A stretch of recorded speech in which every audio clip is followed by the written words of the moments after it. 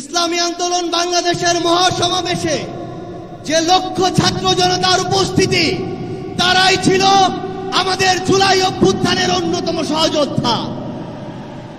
কে কি বলল সেটাতে আপনাদের আমাদের কিছু আসে যায় না। আমরা যতক্ষণ জুলাই অভ্যুত্থানের ওই স্পিরিটে নিজেদের বুকে ধারণ করে শহীদের যে আত্মত্যাগ, জুলাইয়ের যোদ্ধাদের যে রক্ত দেওয়া, সেগুলোকে আমরা যতক্ষণ ধারণ করে সামনের দিকে এগিয়ে চলবো, ততক্ষণ কারো প্রপাগান্ডা আমাদের কিছু আসে যায় না।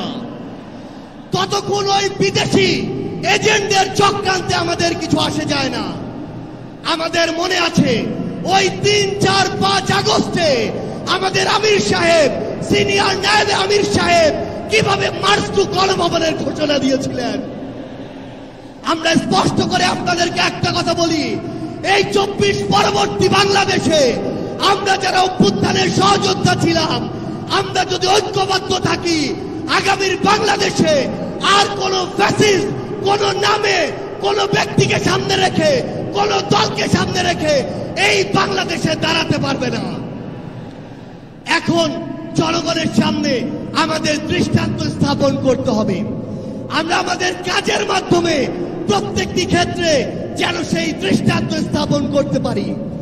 আজকে যখন আমি আসছিলাম, রাস্তার আশেপাশের প্রত্যেকটি মোড়ে আমার ইসলামী আন্দোলন বাংলাদেশের সহযোদ্ধারা ট্রাফিকিং এর কাজ করছে।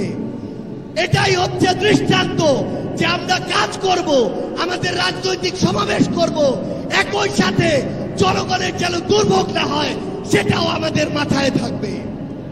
আমরা এর আগেও দেখেছি এই মাঠে প্রোগ্রাম হয়েছে, প্রোগ্রাম শেষ করে মাঠের প্রত্যেকটি ময়লাকে পরিষ্কার করা হয়েছে। এটাই হচ্ছে আগামীর বাংলাদেশের দৃষ্টান্ত যে আমাদের যারা সাময়িক যদি কোনো সমস্যা হয়, আমরা আবার ঐক্যবদ্ধভাবে সেই সমস্যার সমাধান করব। একটা জিনিস মনে রাখতে হবে, এই অভ্যুত্থানে আপনারা যখন ঢাকার গুরুত্বপূর্ণ পয়েন্টগুলো থেকে শুরু করে দেশের বিভিন্ন রণক্ষেত্রে অংশগ্রহণ করেছেন, আপনাদেরকে পাঞ্জাবি পায়জামা টুপি দেখে টার্গেট কিলিং করা হয়েছে। আমার মাদ্রাসার অসংখ্য ভাই এই টার্গেট কিলিং এর শিকার হয়েছেন। আগামীর বাংলাদেশে কেউ যেন কাউকে ট্যাগিং করে টার্গেট কিলিং এর শিকার না করতে পারে, সে বিষয়ে আমাদের ঐক্যবদ্ধ থাকতে হবে। আমরা সংস্কার বিচারকে সামনে রেখে আমাদের এই লড়াই করছি। আপনারা পিআরের কথা বলেছেন, এই যে পিআর, আগামীর বাংলাদেশের সংসদে আমরা যদি আসলেই জনগণের প্রতিনিধিত্ব চাই, তাহলে আগামীতে এই পিআর নিয়ে আমাদের আরো জোর সোরে ভাবতে হবে। আমরা আপনাদেরকে স্পষ্ট করে আমাদের জাতীয় নাগরিক পার্টি এনসিপির পক্ষ থেকে অঙ্গীকার করি, বাংলাদেশের প্রশ্নে, জনগণের প্রশ্নে আপনারা যদি ঐক্যবদ্ধ থাকেন, আপনাদের সাথে কাঁধে কাঁধ মিলিয়ে 24-এর মতো এনসিপি আবারও আগামীর বাংলাদেশে লড়াই করবে। আমাদের এই বাংলাদেশের 24-এর অভ্যুত্থানের স্পিরিটের প্রশ্নে, ওই খুনিদের বিচারের প্রশ্নে, রাষ্ট্রের সংস্কারের প্রশ্নে আমরা ঐক্যবদ্ধভাবে এগিয়ে যাব। আমরা যতদিন ঐক্যবদ্ধ থাকব, ততদিন এই বাংলাদেশে আর কোনো হাসিনা মাথা উঁচু করে দাঁড়াতে পারবে না। ইনশাআল্লাহ আপনাদের সাথে আমাদের আবারও দেখা হবে রাজপথের লড়াইয়ে অথবা বিজয়ে।